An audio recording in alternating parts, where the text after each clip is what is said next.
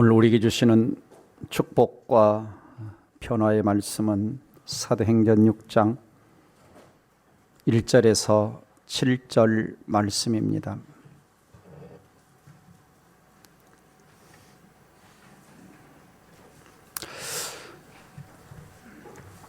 같이 읽도록 하겠습니다. 시작. 그때에 제자가 더 많아졌는데 헬라파 유대인들이 자기의 과부들이 매일의 구제에 빠짐으로 히브리파 사람을 원망하니 12사도가 모든 제자를 불러 이르되 우리가 하나님의 말씀을 제쳐놓고 접대를 일삼는 것이 마땅하지 아니하니 형제들아 너희 가운데서 성령과 지혜가 충만하여 칭찬받는 사람 7을 택하라.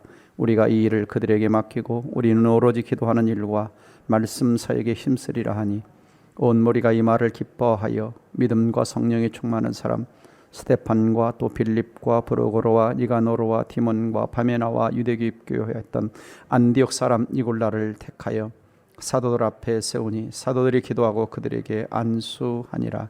하나님의 말씀이 점점 왕성하여 예루살렘에 있는 제자의 수가 더 심히 많아지고 허다한 지상의 무리도 이 도에 복종하니라. 아멘. 자, 이렇게 인사하도록 하겠습니다. 하나님은 전능하신 분이십니다.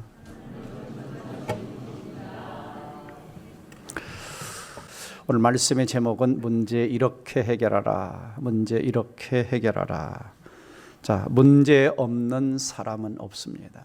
다 문제를 가지고 있죠. 크고 작은 문제를 가지고 있습니다. 어린아이들에게 물어봐도 문제가 있고 또 어른들에게 물어보면 더 많은 문제가 있습니다. 자, 사람들은 이런 생각을 하죠. 행복한 인생은 뭘까? 문제 없는 인생이라고 생각을 합니다. 문제 없는 인생. 그래서 하나님 앞에 기도할 때 뭐라고 기도하냐? 하나님, 내 인생 문제가 없게 해주세요. 내 인생에 문제가 없게 해주세요. 자, 그러면 만약에 우리의 삶에 아무런 문제가 없다면 인생에 어떤 일들이 일어날까? 아무런 문제가 없다면. 자, 인생이 계속적으로 행복할까? 아니면 나태하고 지루할까? 자, 우리의 삶을 되돌아보면 그렇습니다. 온 가족이 하나가 될 때 언제였는가? 내 믿음이 참 깊었을 때 언제였는가? 아무런 문제가 없을 때보다는 어려울 때, 큰 문제가 발생했을 때 온 가족들이 그 문제를 해결하기 위하여 합심하여 기도하고 하나가 되고 자기 일에 열심히 하고, 오히려 우리의 삶에 보면 문제가 있으면 하나님과 멀어지기보다는 하나님과 가까워질 때가 참 많습니다.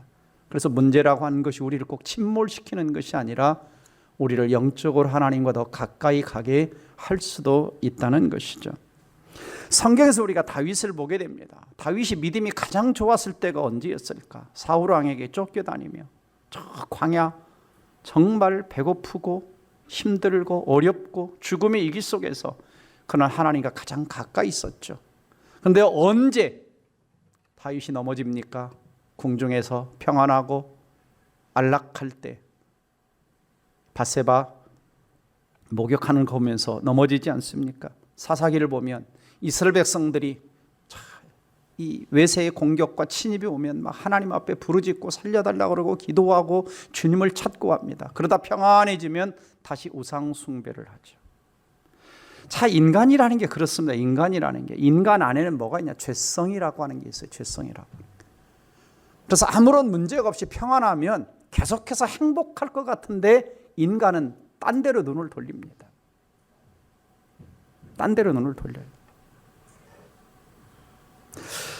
이렇게 세상에 많은 문제가 있는데 세상에만 문제가 있는 것이 아니라 교회에도 문제가 있습니다. 문제 없는 교회는 이 땅에 없습니다. 어느 날 D.L. 무디 선생님에게 어떤 분이 찾아와서, 선생님, 교회가 참 문제가 많은 것 같습니다. 내가 다니는 교회도 문제가 너무 많아서 지금까지 교회 3번이나 옮겼는데 지금 다니는 교회도 문제가 너무 많아요. 좀 문제 없는 교회 좀 소개해 주세요. 문제 없는 교회 좀 소개해 주세요. 그러자 D.L. 무디가 이런 이야기를 했어요. 그래요? 내가 문제 없는 교회를 소개해 드리죠.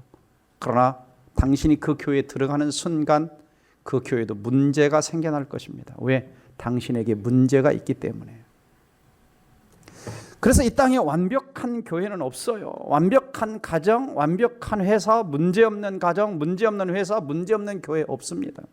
중요한 것은 뭐냐? 어떤 문제가 발생했을 때 그 문제를 어떻게 대처하고 어떤 태도를 취하느냐가 훨씬 중요한 것이죠. 자, 왜 이 땅에 교회가 문제가 많을까요? 이 땅의 교회는 공사 중이기 때문입니다. 공사 중이기 때문에. 이 땅의 교회는 다 불완전합니다. 완전한 교회는 어디 있느냐? 저 천상의 교회를 완전하다고 그럽니다. 다 불완전하죠. 그래서 공사 중일 때는 어떻습니까? 먼지도 일어나고 시끄럽고 소음도 나고, 그렇죠? 갈등도 있고. 그래서 당연히 이 땅의 인생이라고 하는 거, 이 땅의 교회라고 하는 거 문제가 있을 수밖에 없어요. 왜? 그리고 교회에 올 때 거의 문제 없이 평안할 때, 모든 게 잘 나갈 때 예수 믿고 교회 다니는 사람 별로 없습니다. 언제 교회 와요? 천부에 의지 없어서 손들고 옵니다. 낭패와 실망 당한 뒤에 주께로 옵니다. 다 언제 주 앞에 나옵니까? 인생의 천득 문제를 안고 있을 때, 고통당할 때, 어려울 때, 힘들 때 주 앞에 나오죠.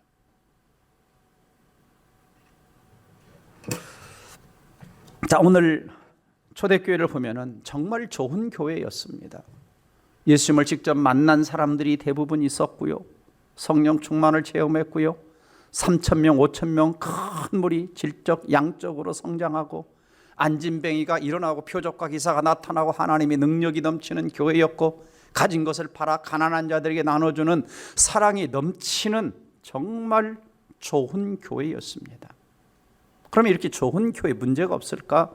이 교회도 문제가 있었습니다. 자, 내부적인 문제로 아나니아 삽비라의 거짓말로 인하여 죽죠. 또 외부적인 문제로 박해를 받고 사도들이 감옥에 갇혀 채찍에 맞는 외부적인 어떤 압박들이 있죠. 그 다음에 또 내부적인 문제가 오늘 본문을 보면 발생합니다. 구제 문제로 인해서 사람들 마음속에 원망과 불평이 막 공동체 안에서 튀어나오는 이런 문제들이 있었습니다. 자, 오늘 1절 보면은 이렇게 이야기하죠. 그때에, 그럽니다. 그때에 아나니아 삽비라의 문제가 해결되고, 사도들을 통해서 표적과 기사가 더 많이 나타나고, 또 큰 무리가 주 앞으로 돌아올 그때에 제자가 더 많아졌는데, 그럽니다. 제자, 여기서 사도행전의 제자는 주로 예수 믿는 사람을 제자라고 불렀습니다. 예수 믿는 사람. 제자가 더 많아졌는데, 예수 믿는 사람이 더 많아졌는데, 그렇습니다. 근데 유대인들이, 헬라파 유대인들이 자기의 과부들이 매일 구제에 빠짐으로 히브리파 사람을 원망했다 그랬습니다. 원망했다. 그래서 두 파가 생겨났어요. 하나는 헬라파 유대인, 하나는 히브리파 유대인. 교회가 둘로 딱 하나죠. 예.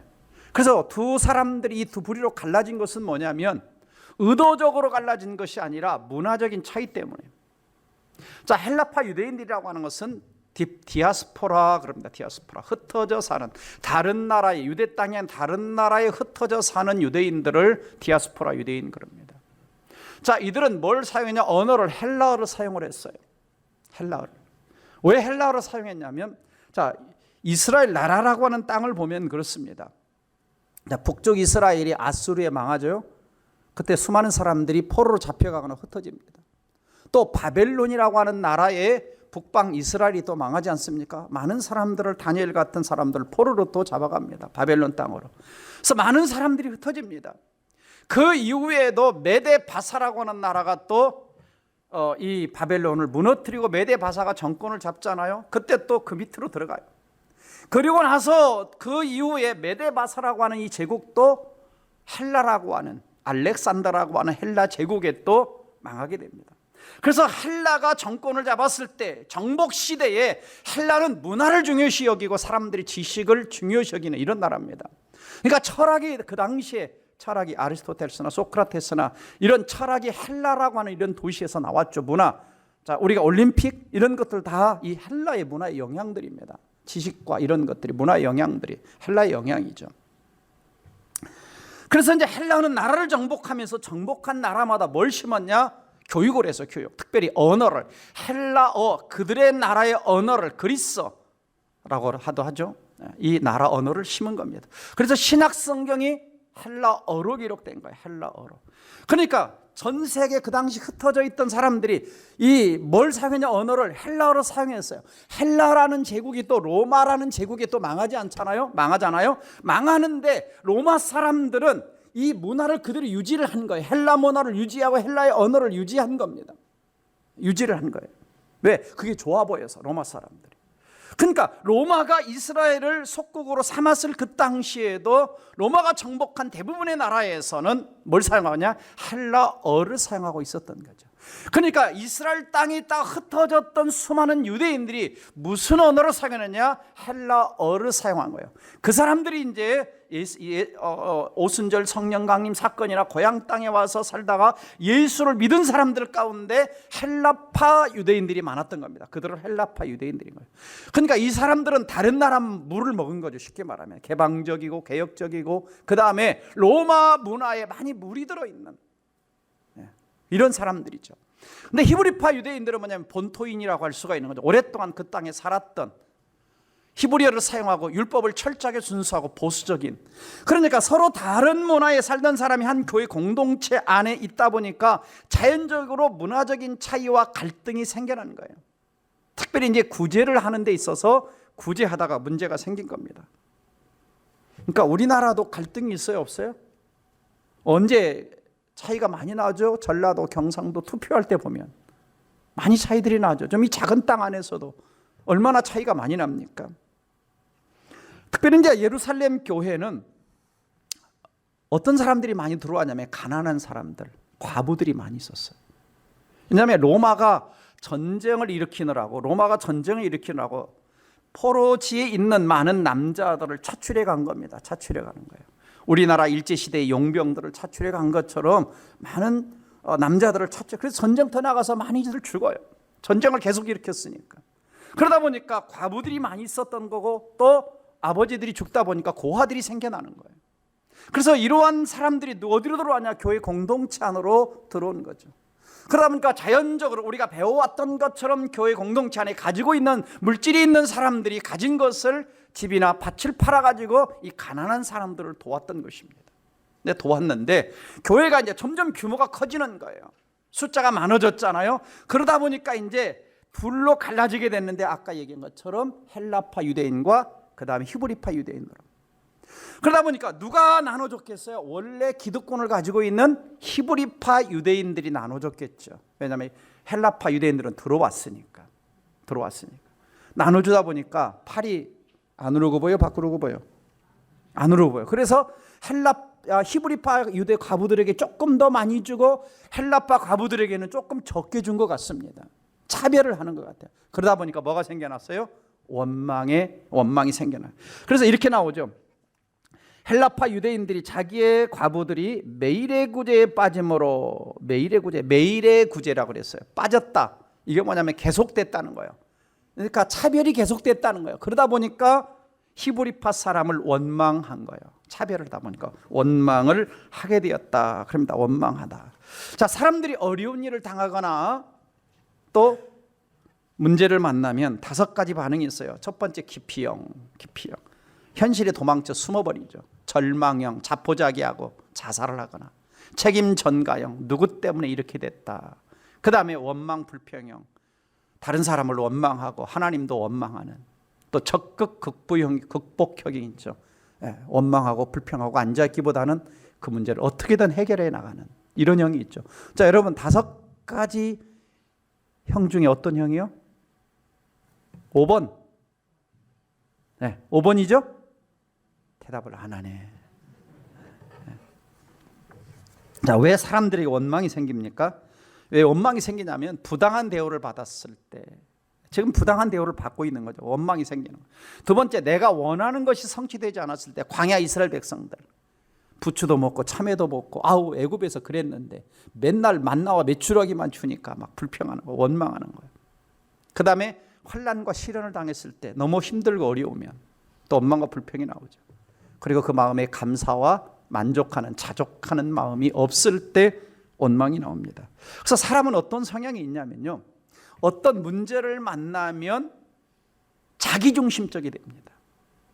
그래서 내 문제는 굉장히 커 보여요. 그리고 마치 다른 사람은 내 문제에 관심이 없는 것 같고 누구도 관심이 없는 것처럼 생각하냐? 하나님도 관심이 없는 것처럼. 그래서 그 속에 빠지면서 자꾸 누군가를 원망하게 되죠. 그러나 원망하는 마음은 하나님이 싫어하시는 마음입니다. 고린도전서 10장 10절 같이 읽어봅니다. 시작. 그들 가운데 어떤 사람들이 원망하다가 멸망시키는 자에게 멸망하였나니 너희는 그들과 같이 원망하지 말라. 그들이 누구냐면 여기서 광야 이스라엘 백성들 가운데 광야 생활하면서 원망하다가 멸망시키는 하나님에게 가나안 땅 40년 방황하면서 20세 이상 1세대 사람들이 여호수아 갈렙에 다 죽어나가죠. 원망과 불평 때문에. 원망하지 말라. 그러니까 그들은 엄청난 홍해를 건너고 애굽의 10가지 재앙과 그날 아침에도 만나와 메추라기를 먹고 하나님의 어마어마한 능력을 경험했음에도 원망할 수 있는 거예요. 그러니까 은혜 받았다고 원망을 다 안 하느냐? 꼭 그런 건 아니라는 거예요.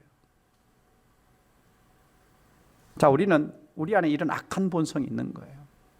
악한 본성을 치료하기 위해서는 뭐냐면 첫째는 하나님이 주권을 인정할 줄 알아야 되고 두 번째는 감사할 줄 알아야 되고 세 번째는 자족할 줄 알아야 되거든요.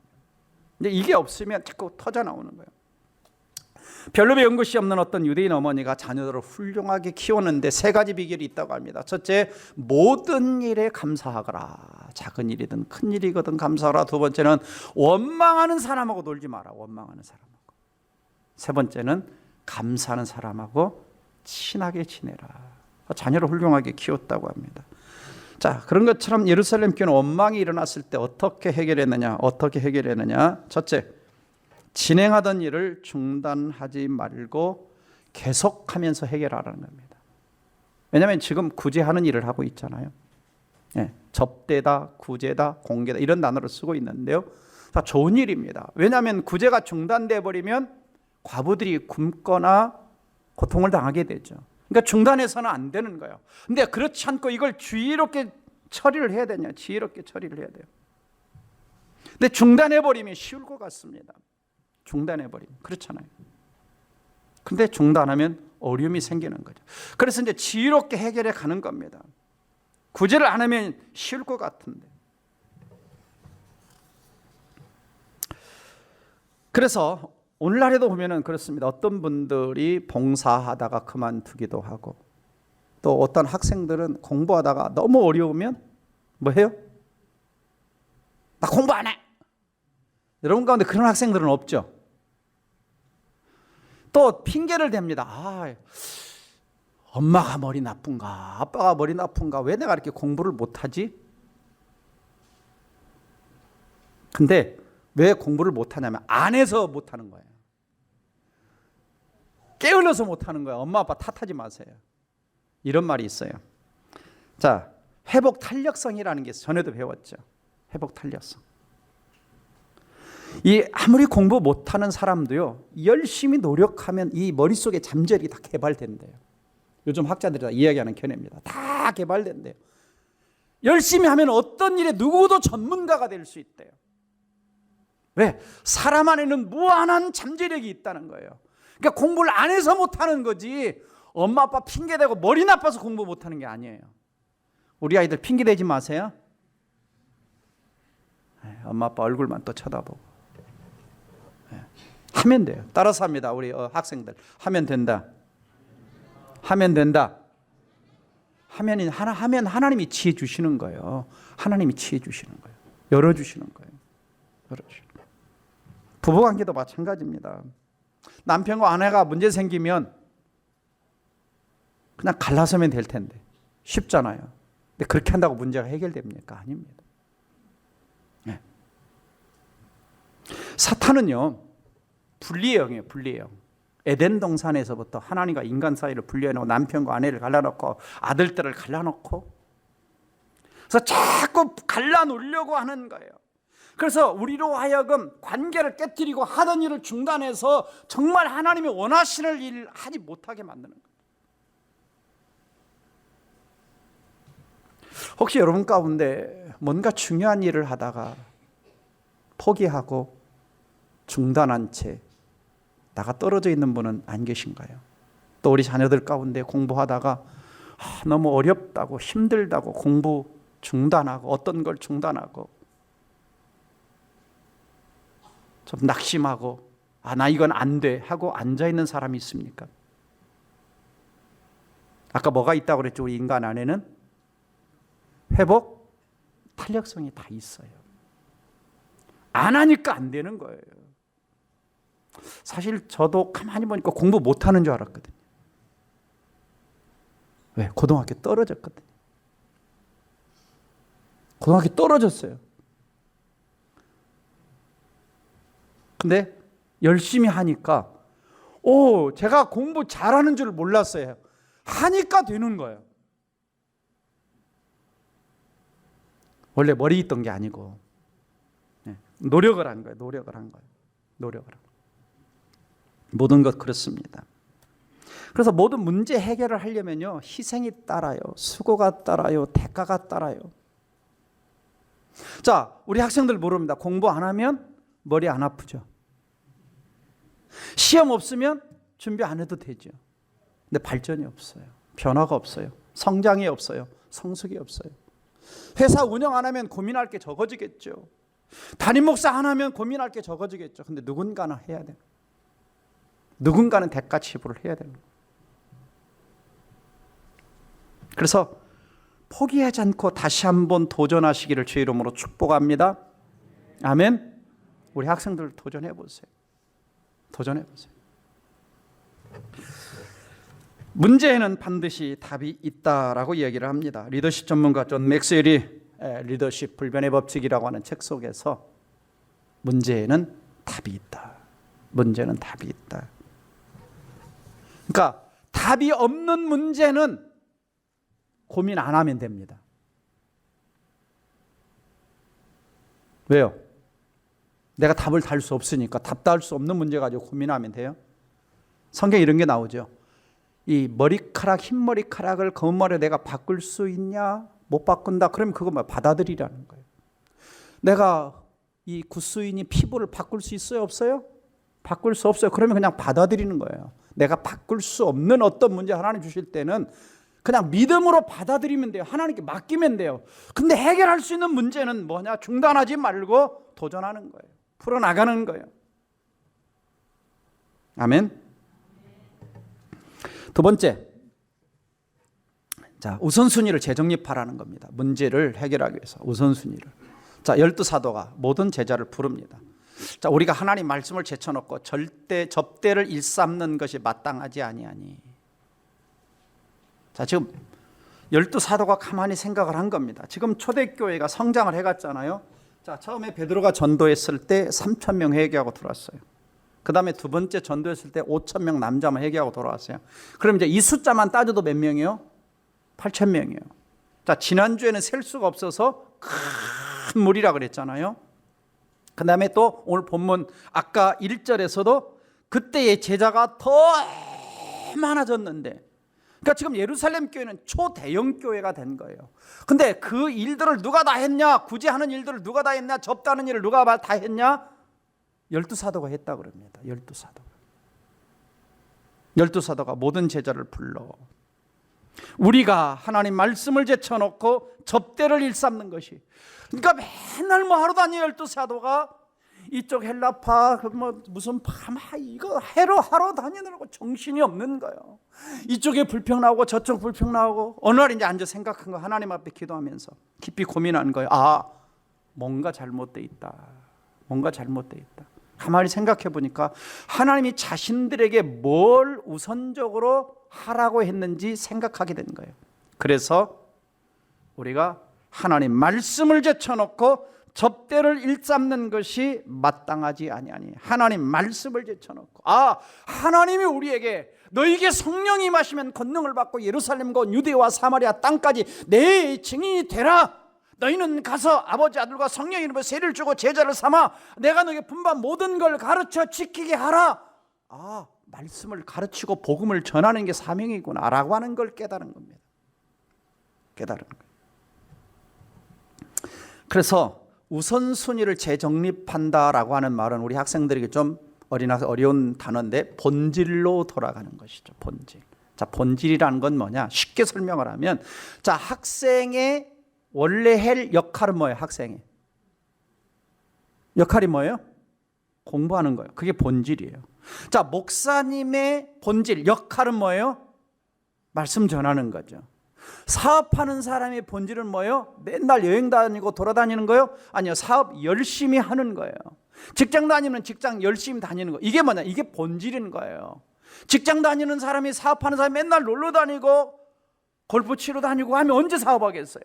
목사님이 다른 일, 말씀 준비하는 일 안 하고 맨날 신방 다니고 환자만 만나면 언제 말씀 준비하겠어요? 구제하러 다니고. 그러니까 우선순위를 재정립한다는 것은 내가 원래 해야 될 그 본질에 집중하라는 거예요. 집중하라는. 학생은 학생의 일에, 사업가는 사업의 일에, 목회자는 말씀 준비하는 일에 다시 우선순위를 다시 정립하라는 거예요. 그러니까 구제가 중요하지 않다라고 하는 것이 아닙니다. 그래서 교회가 보통 이제 갈등을 일으킬 때 비본질적인 문제로 많이 갈등합니다. 전도할 거냐, 제자 훈련할 거냐, 이런 것 가지고는 별로 갈등 안 해요. 근데 인테리어 이제 우리도 곧 하게 되는데 뭐 카페트 색깔을 뭐 의자를 뭘로 놓을 거냐, 구역을 짜는데 나는 이쪽 구역 간다, 저쪽 구역 간다, 막 이런 사소한 문제, 지역적인 문제, 이런 걸로 갈등하죠. 어떤 두 교회가요 딱 갈라졌어요. 갈라졌는데 나가서 서로 개척했는데 하나는 그리스도의 보혈교회를 세웠어요. 하나는 푸른 초장교회를 세웠어요. 왜 그랬냐? 이제 교회가 인테리어를 하는데 이제 교회 이제 앞에 휘장을 깔고 교회 카페트를 까는데 한쪽에서는 빨강색으로 하자. 예수님의 보혈을 상징하는 빨강색으로 하자. 근데 좀 너무 그렇다. 한쪽에서는 교회 예수님이 우리 목장이잖아. 목장 푸른 초장처럼 좀 파랑색으로 하자. 가지고 막 싸우다가 이 두 패로 갈라진 거예요. 그래가지고 빨강색으로 하자는 사람들은 나가서 그리스도의 보혈교회를 세우고 파랑색으로 하자는 사람들은 나가가지고 푸른 초장교회를 세웠대요. 자, 사람들이 비본질적인 것으로 부부싸움도 하는 걸 보면은 비본질적인 것 가지고 많이 싸우잖아요. 사소한 것 가지고. 그래서 이런 말 있죠. 사소한 것에 목숨 걸지 말라. 네, 사소한 것. 그래서 어떤 문제가 발생하면 우리는 뭘 생각하냐? 내 인생의 본질이 뭐냐? 신앙인의 본질이 뭐냐? 학생의 본질이 뭐냐? 사업가의 본질이 뭐냐? 목회자의 본질이 뭐냐? 내가 뭘 가장 먼저 해야 되는가? 이걸 생각하라는 거예요. 사도는 앉아서 기도하며 그 생각을 한 겁니다. 생각을 한 거예요. 그래서 여러분 어떤 문제가 생겼습니까? 조용히 하나님 앞에서 내 삶에서 뭐가 중요한가? 뭐부터 해야 되는가? 뭘 나중에 해도 되는가? 하나님이 나에게 뭘 원하시는가? 생각을 해야 되는 거예요. 1순위로 해야 되는 거, 2순위로 해야 되는 거, 미뤄야 될 거, 늦춰야 될 거, 내가 안 하고 다른 사람에게 부탁해야 될 거, 이런 것들을 좀 나누는 거예요. 그러니까 학생은 가장 먼저 해야 될 일이 뭐예요? 학교 갔다 오면 가방 던져놓고 노는 게 먼저가 아니잖아요. 숙제 먼저 해놓고 예습 먼저 해놓고 우선순위가 있는 거죠. 사업가도 마찬가지 아니겠습니까? 먼저 사업을 잘 해놓고 그 다음에 이제 시간 날 때 운동 삼아 골프도 한번 다녀오고 여행도 한번 다녀오고 하는 것이지. 네. 예수님이 이런 말씀하셨죠. 같이 읽어봅니다. 마태복음 6장 33절 시작. 그런즉 너희는 먼저 그의 나라와 그의 의를 구하라. 그리하면 이 모든 것을 너희에게 더하시리라.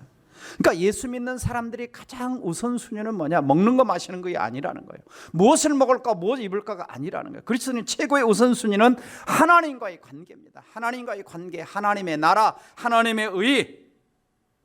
그래서 도저 목사님이 이런 이야기를 했어요. 도저 목사님 띄워주세요.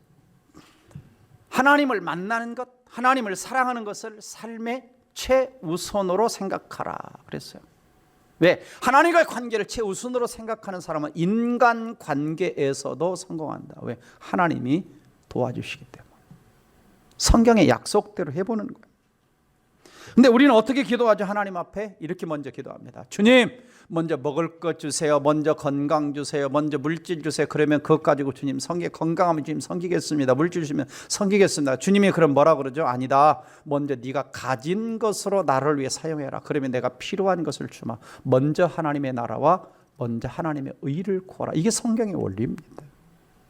우리는 시간 나면 봉사하겠다, 돈 있으면 헌금하겠다, 건강하면 봉사하겠다 아닙니다.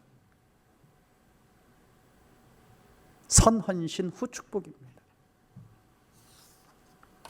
그래서 우리는 항상 나를 왜 하나님이 구원해 주셨는지, 왜 이 땅에 살게 하시는지, 왜 내가 공부를 하는지, 왜 내가 사업을 하는지 그 목적을 항상 인식해야 돼요.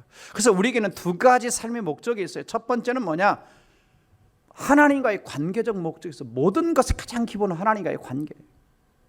그래서 예배, 말씀, 기도 이게 가장 우선인 거죠. 아침에 가장 먼저 눈을 뜨면 말씀 앞에 기도하고 말씀 묵상하고 매일 성경하고 큐티하고 관계적 목적이죠. 두 번째는 선교적 목적이 있어요. 그래서 구원은 최종 목적이 아닙니다. 먼저 하나님 나라와 의를 구하는 것은 선교적 목적입니다. 하나님 나라가 확장되기 위해서 하나님이 하늘에서 이루어진 것처럼 이 땅에 이루어지기 위해서 그 일을 위해서 우리가 돈을 버는 것이고 공부하는 것이고 직장을 다니는 겁니다. 우리가 이 본질을 잊어버리면 우리 삶이 혼동이 오기 시작하는 것이죠. 자, 미국에 구두로 돈을 많이 번 브라운이라고 하는 사람에게 어느 날 목사님이 구두로 돈을 번 비결이 뭐냐 물었어요. 그러자 이렇게 답합니다. 내 인생의 성공의 비결은 분명한 우선순위였습니다. 분명한 우선순위였어요. 첫째, 매사의 첫째는 하나님, 둘째는 가정, 셋째는 구두로. 그랬더니 하나님이 모든 것을 형통하게 해주셨습니다. 첫째 하나님, 두 번째 가정, 세 번째 일. 근데 우리는 어떻게 바뀌었어요? 첫 번째 일, 두 번째 일, 세 번째 가정, 네 번째 하나님. 혹시 바뀌어 있지는 않습니까? 우선순위를 재정립하시기를 주의 이름으로 축복합니다. 마지막으로는 짐을 나누어지라는 거예요. 짐을 나누어지라. 혼자 다 하는 게 아니고. 그래서 3절 형제들아 너희 가운데 성령과 지혜가 충만하여 칭찬받는 사람 7을 택하고 그들에게 이 구제하는 일을 맡기고 우리는 사도들은 오로지 기도하는 일과 말씀 사역에 힘쓰리라 그랬습니다. 그러니까 구제가 중요하지 않다는 게 아닙니다. 어느 것이 더 사도들에게 있어서 본질이냐 더 중요하냐는 거예요. 사도들에게 더 중요한 일은 뭐냐? 말씀 전하고 기도하는 일이라는 것입니다. 그러니까 구제 사역을 안 하겠다는 게 아니에요. 그것을 7 집사를 세워 그들에게 맡겨서 그들로 하여금 그 일을 하게 하고 자기는 말씀 전하는 일과 기도하는 일에 전념을 하겠다라고 하는 이야기를 하고 있습니다. 그래서 7 집사를 뽑는데 아무나 세운 것이 아니라 첫 번째는 칭찬받는 사람을 세웁니다. 그러니까 사람들에게 평판이 좋은 사람. 두 번째는 성령 충만한 사람. 왜? 구제하는 일도 다른 사람을 돕는 일도 교회의 일은 다 영적인 일입니다. 사람의 힘으로 하는 게 아니죠. 성령의 역사가 필요하죠. 세 번째는 지혜가 있어야 됩니다. 왜? 분배를 잘 하고 재정을 잘 관리를 해야 되기 때문에 지혜가 있어야 됩니다. 네 번째는 믿음의 사람입니다. 교회의 일은 믿음으로 하는 거죠. 하나님을 믿는 믿음으로 일을 하는 겁니다. 이 네 가지. 자, 우리 공동체 안에 있는 모든 집사님, 장로님, 권사님, 교사들, 부서장 다 이러한 7 집사와 같은 네 가지 특징을 가진 분들이 되기를 주의 이름으로 축원합니다. 자, 이렇게 한 결과 어떤 일들이 일어납니까? 하나님 말씀과 기도의 중요성을 인식하고 회복합니다. 그래서 우리는 기도하니까 말씀 사역에 힘쓰리라. 또 읽지는 않았지만 7절 말씀 보면 이런 말씀이 나오죠. 하나님의 말씀이 점점 왕성하여 그랬어요. 그러니까 사도들이 말씀에 집중하니까 말씀이 점점 왕성해졌다 그랬어요. 왕성해졌다. 그러니까 말씀을 더 힘있게 능력있게 효과적으로 가르쳤다라고 하는 거죠. 자, 동백사랑의 여러분 성도님들이 저를 위해 해주실 것이 뭐냐? 저는 말씀 전하는 자 아닙니까? 목회자가 말씀을 잘 준비하고 전할 수 있도록 다른 부분들은 우리 장로님, 권사님, 우리 집사님들, 부서장님들이 잘 감당해 주시기를 주의 이름으로 축복합니다. 여러분 역할들을 잘 해주시는 거예요. 근데 제가 다 다니면서 구제 다 할 수 없잖아요. 물론 이번에도 아직은 우리 교회는 대형교회 아니기 때문에 구제하는 일에도 제가 신경을 썼고, 환자를 위해 기도하는 일도 신경을 쓰고, 뭐 다양한 일에 또 이사직 간집에 신방하는 일도 제가 신경을 쓰고, 그러다 보면은 뭐가 부족하겠어요? 말씀 준비하는 일이 부족하죠. 자, 이번 주간에도 제가 주로 시간을 어디에다 썼겠습니까? 여러분은 공휴일이고 쉬기도 하셨지만 저는 계속해서 책을 들여다보고 말씀을 준비하고 타이핑을 하고 앉아 있었죠. 어제도 교회 밤 11시까지 있었고요. 그저께도 나왔고요. 왜냐하면 계속해서 말씀 준비하는 일을 하는 거예요. 그리고 성도들도 목회자가 말씀을 잘 준비할 수 있도록 방해가 안 짰도록 기도해 주시고, 앞으로 우리가 이제 인테리어 다음 주에 여러분들에게 인테리어를 소개를 할 텐데, 저쪽 인테리어 시작할 때 이제 제가 가능한 한 좀 감독이나 뭐 책임자를 안 하고 우리 안수 집사님이나 또 달란트와 은사가 있는 분들이 맡아서 해주시기를 주의 이름으로 축복합니다. 제가 좀 안 가봐도 잘 되도록. 아멘? 아멘이 별로 안 나오네. 아멘 하신 분들이 감당하시기 바랍니다. 네. 그러니까 자꾸 인간은 뭐냐면 하나님보다 사람을 앞에 놓으려고 하는 거예요. 사람이 앞에 가면요 문제가 발생해요. 자, 에레미야 선지자가 이렇게 이스라엘 백성들에게 시적을 하죠. 같이 읽어봅니다. 내 백성이 두 가지 악을 행하였나니 곧 그들이 생수의 근원이 되는 나를 버린 것과 스스로 웅덩이를 판 것인데 그것은 그물을 가두지 못할 터진 웅덩이들이다. 자, 하나님을 버렸어요. 모든 것의 근원이 되는, 모든 걸 통치하고 섭리하는 하나님을 다 뒷전으로 밀었어요. 그리고 스스로 웅덩이를 팠다 그럽니다. 무슨 말입니까? 하나님 없이 모든 걸 계획 세우고, 하나님 없이 자기 마음대로 하고, 하나님 없이. 근데 그것이 뭐냐? 악이라 그럽니다. 내 마음대로 한 게 악이다. 하나님을 의지하지 않고 하나님을 배제한 게 악이다 그럽니다. 우리는 그걸 나쁜 일이라고 생각 안 하죠. 악이라고 생각 안 하죠. 하나님 없이 하는 거. 근데 성경은 그걸 뭐냐? 스스로 웅덩이 팠다 그랬죠. 근데 너희들 스스로 한 그게 결국 보니까 밑독 다 빠진, 아무리 부어도 채워지지 않는. 그래서 우리 삶에 혼란이 오는 것입니다. 혼란이 오는. 그래서 우리가 항상 하나님을 앞세워야 된다. 또 한 가지는 뭐냐? 영혼을 몸보다 앞세우게 됐다. 영혼을 몸보다.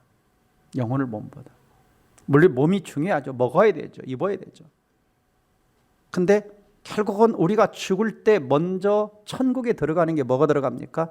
영혼이 들어갑니다. 영혼이 들어갑니다. 예수님 이런 말씀하셨죠. 사람이 떡으로만 사는 것이 아니요 하나님이 입으로부터는 모든 말씀으로 산다 그랬어요. 그래서 하나님 백성들은 말씀을 먹어야 사는 것입니다. 그래서 몸보다 영혼을 먹이는 거죠. 몸이 중요하지 않다는 것은 아닙니다. 왜? 인간은 영적인 존재고 관계적 존재이기 때문에. 그래서 7 집사를 세워서 잘 관리를 하게 한 겁니다. 그래서 교회 공동체가 일을 분담을 해야 되는 거예요. 교회는 홀로, 담임 목사 홀로 일할 수 없어요. 담임 목사가 주로 해야 될 일은 뭐냐? 설교하고 기도하고 양육 훈련하는 것입니다. 우리 부목사들도 마찬가지죠. 저희 일 분담을 같이 또 해주고 있잖아요. 제가 주일학교도 나가 설교할 수 없어요. 제가 21살 때 개척교회 할 때는 부교육자도 없고 전도사님도 없고 뭐 장로님도 없고 한 30명 모이는데 제가 다 한 거예요. 새벽에 일어나서 새벽 4시 반에 초정치고 4시 초정치고 4시 반에 재정치고 그 다음에 설교하고 그 다음에 교회 그래도 청소하는 집사님은 계셔서 청소하고 그 다음에 어느 집사님 아침 밥 이렇게 맨날 그 집 아이들이 7명인데 그 집 가서 밥 먹었어요. 그 다음에 토요일 저녁 설교, 주일 새벽 설교, 주일 아침 9시 주일학교 설교, 11시 대예배 설교, 2시 청소년 설교, 저녁 예배 7시 설교, 그 다음날 새벽 설교. 21살 때 그렇게 살았습니다. 교회 다 관리하면서. 근데 지금은 그렇게 할 수 없잖아요. 네. 분담을 해야 돼요. 그래서 여러분들이 다 한 분도 빠짐없이 1인 1사역 할 수 있기를 주의 이름으로 부탁합니다. 그 결과 교회가 부흥하죠. 분담을 하니까 첫째는 하나님 말씀이 점점 왕성해졌다 그랬어요. 두 번째는 예루살렘의 제자의 수가 힘이 더 많아졌다, 전도가 더 많이 됐다는 겁니다. 세 번째, 기독교를 반대하던 제사상의 무리 바리새인들 아니었습니까? 부활을 반대하던 사람들도 이 도에, 십자가의 도에, 부활의 도에 복종했다. 엄청난 구원의 역사가 일어난 것입니다. 여러분, 우리 인생에서 쉬운 문제는 없습니다. 아이젠하워 대통령이 케네디가 며칠 후에 대통령이 될 때에 이런 이야기를 해줬다고 합니다. 당신은 미국 대통령에 닥쳤던 문제가 결코 쉬운 문제만은 아닙니다. 그것들이 쉬운 문제였다면 또 다른 누군가가 이미 해결했을 것입니다. 쉬운 문제는 없어요. 어떤 거든지 쉬운 문제는 없습니다. 예. 그러나 문제에는 답이 있어요. 답이 있어요. 답이 없는 건 어떻게 하라고 그랬어요? 답이 없는 건 그냥 믿음으로 받아들이고 가는 거예요. 걱정 안 해도 돼요. 잠 못 말이 안 되는데. 잠 못 자고 밤새우시면 안 된다고요. 그냥 믿음으로 가는 거야. 그냥 맡기는 하나님 앞에 이건 내 머리로 안 됩니다 하고 던져주는 거. 그럼 하나님이 해결해 주면 감사한 거고. 그렇잖아요. 홍해 앞에 이스라엘 백성 홍해 못 가르잖아요. 누구한테 던져야 되는 거예요? 하나님 앞에 던지는 거예요. 여리고성 내가 못 문을 테니 하나님이 하시는 거예요. 내가 못하는 거 하나님께 맡겨드리면 하나님이 하나님 방법으로 하나님에 대해 하시는 겁니다. 그리고 내가 최선을 다할 수 있는 것은 최선을 다한다. 이제 가나안 땅에 들어가서 이스라엘 백성들이 그 땅에 곡식을 처음 먹게 되니까 하나님 뭐 하죠? 만나와 메추라기를 근무하잖아요. 이제는 열심히 농사지어서 먹고 살아라. 내가 할 수 있을 때는 최선을 다하라는 것입니다. 그러나 할 수 없을 때는 하나님이 해주신다. 그래서 내가 해결할 수 없는 문제가 내 앞에 딱 왔다. 그건 나 뭘 보신다? 믿음으로 하나님께 맡기는가를 보시는 거예요. 그러니까 풀 수 없는 문제도 딱 생각되거든 감사하십시오. 왜요? 하나님 앞에 얼른 던져놓으세요. 하나님이 어떻게 행하시는가를 기다리시기 바랍니다. 마크 베터스는 이런 이야기를 했어요. 나 인생 설계도 나를 향한 하나님에게 발견하는 책 속에서 같이 읽어볼까요? 시작. 살면 살수록 내 인생에서 실망스러웠던 일들에 대해 하나님께 더 감사드리게 된다. 내가 낙담했던 일들까지 하나님께 쓰시는 것이 드러나기 때문이다. 물론 그것이 거룩한 지연이나 약점으로 나타날지도 모른다. 그러나 하나님께 기회를 드리면 우리 인생의 실망까지 절대 헛되게 하지 않으실 것이다. 문제가 생기고 어려운 일이 생기고 낙심한 일이 생기면 그 문제마저도 누구한테 맡기라? 하나님께 맡기면 하나님이 개입하셔서 도와줄 믿으시기를 주의 이름으로 축복합니다. 그러므로 문제가 찾아올 때마다 당황하지 말고, 첫째, 하던 일을 중단하지 말고 함께 지혜를 모아서 해결하고, 두 번째, 하나님과 관계에서부터 우선순위를 새롭게 정립하고, 그리고 혼자 다 하려고 하지 말고 짐을 나누어 치면서 여러분의 인생이 성공적인 인생이 되기를 주의 이름으로 축복합니다. 기도하겠습니다. 사랑하는 성도 여러분, 여러분의 인생 앞에 어떤 어려운 문제가 있습니까? 주님 앞에 맡기십시오. 풀 수 없는 건 하나님 앞에 맡기고 내가 할 수 있는 것은 부딪히는 것입니다. 포기하지 않고 부딪히는 겁니다. 우리 학생들 공부하다가 포기했습니까? 포기하지 마세요. 공부는 포기하는 게 아닙니다. 하면 됩니다. 하면 돼요. 안 하니까 안 되는 것이지 하면 됩니다. 어떤 중요한 주님의 일 봉사를 하다 포기한 사람이 있습니까? 하찮은 사람이 있습니까? 다시 시작하시기 바랍니다. 어떤 사업을 하다가 참 어려워서 그냥 기도만 하고 앉아있는 사람이 있습니까? 다시 그것이 하나님이 허락하신 일이라면 도전하십시오. 그것이 하나님의 뜻이라면 중단하지 말고 도전하십시오. 그리고 내 삶이 뒤죽박죽 엉망이 되어 있다면 다시 한번 삶의 우선순위를 재정립하시기 바랍니다. 우리 학생들 게임이 먼저가 아니죠. 노는 게 먼저가 아닙니다. 본질을 회복해야 돼요. 이 말씀 붙들고 다 함께 통성으로 기도합니다. 다 같이 기도하겠습니다.